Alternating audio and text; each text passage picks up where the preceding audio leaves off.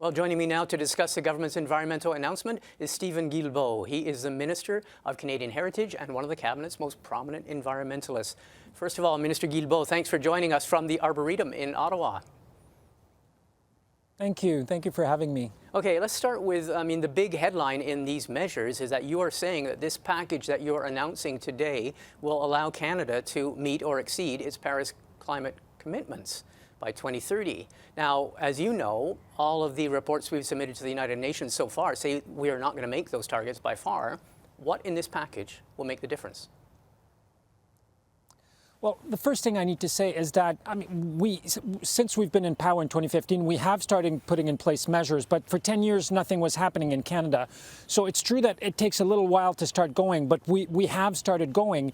And what we're doing now is presenting more measures, and it's a good balance, I feel, of sticks and carrots. So in some cases, encouraging Canadians, encouraging company, and in other cases, putting in place regulations to ensure that our economy shifts more and more away from climate pollution. Okay, one of the big measures, I thought you were going to mention it, is hiking the carbon tax. It's now at $30 a tonne. It's supposed to go up to $50 a tonne in 2 or 3 years. But you've now announced that it's going to go up to $170 a tonne by 2030, in the next 10 years' time. For a long time, your predecessor said no decision had been made, but every economist, the parliamentary budget officer, environmental groups, of which you were one, were saying that if you're going to use a carbon tax, you need at least that level. Why did it take the federal government so long to announce this increase to $170 a tonne in 10 years' time? Well, what we did in the previous mandate is put in place for the first time in Canada that price on pollution.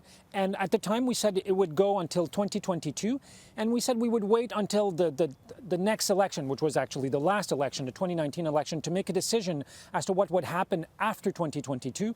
That's exactly what we're doing today. As you pointed out, environmental groups and experts and the budget parliamentary officer said that in order to have as much efficiency as needed, that pricing needed to be above $100 and even $120. We'll be at $170 by 2030. So it is going to be a pretty serious incentive for clean technologies, for renewable energy, for energy efficiency and electric vehicles. And it's one of the tools, it's not the only one, but it's one of the tools that's going to help Canada surpass our current Paris targets. Your figures suggest that level of carbon tax in 10 years' time will mean a litre of gas will cost 37 cents a litre more by 2030. Do you think there's public buy-in? Do you think the public's ready for those kind of cost increases? Well, on the one hand, it's not 37 cents tomorrow morning. It's in 2030. On the other hand, there's two things we're doing. We will make it easier and easier for people to have access to electric vehicles, which means that regardless of the price of gasoline, you won't care about it. And on the second hand, for those people that still need to use gasoline engines, what we're doing is we're forcing car companies to make more and more efficient vehicles. So even if the price of gas goes up, your vehicle will consume less and less gasoline. As you know, you had major resistance from Conservative and other premiers in the provinces and territories over the gas tax, the carbon tax in general. Is this increase to $170 a tonne by 2030, is this increase set in stone? Oh, absolutely. We will be having discussions and negotiations with provinces and territories in the coming weeks and months to see what we can do more together. So what we're presenting today is not the national plan, it's the federal plan, but we will be working with our counterparts to come up, because, we have provinces in Canada that have price on pollution, that are investing in different types of measures to reduce their carbon pollution. And we want to bring them to the table and bring everyone to the table and see together how furthermore can we go? But in terms of that pricing, that's a federal proposal, and that's a federal commitment that this is what we will be doing. There is a wild card in all of this. The Supreme Court still has to rule on whether the existing carbon tax is constitutional. What happens if the court rules against the tax, as it's not within federal powers, it's unconstitutional? Well, we feel very confident that, I mean, yes, we're talking about the carbon tax, and it is an important element of the plan, but it's a very holistic plan because we have other regulatory measures that we are putting in place, clean fuel standards. We've already introduced measures to reduce the amount of methane pollution, a very powerful greenhouse gas. We are putting incentive measures in place. So it is a pretty big package and a very holistic approach that we are taking to that. And by doing that, we're confident that that Canada will not only reach its 2030 targets, but we will surpass them. Okay, last question about something that wasn't in this package, but a lot of people are watching for.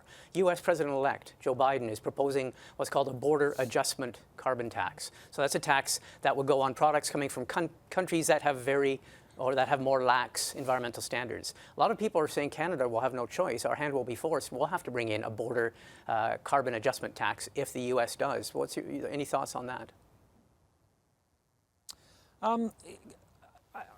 I would have to, I mean, I'm pretty sure that I saw that we had something in the fall economic statement specifically about that, saying that Canada would start exploring what we could do on the front of border tax adjustment. But I've been really into this climate plan, so please don't quote me on this. Sure. We could double check. No, I think there was a reference in there. We can definitely double check. There was a reference in there. It was just a question of whether that becomes inevitable if the United States goes ahead with it. So let me start over, please. In the fall economic statement, we did have a passage on the fact that Canada would be working to implement such border tax adjustments, and the fact that now the new U.S. administration wants to do that is just a sign that we're going in the right direction. And in fact, we want to work with the new U.S. administration on things like better vehicles, on investment for cleaner and greener planet, on the fight against climate change. They've nominated a new ambassador to climate change, John Kerry, who played a pivotal role in Paris 5 years ago, working with Minister Catherine McKenna and Prime Minister Trudeau. So I think that on the issue of climate change and clean technology, we now have a new U.S. administration with whom we see eye to eye on this issue. Okay, Minister Guilbeault, thank you very much for taking the time and speaking with us. Thank you. Have a good day. Thanks.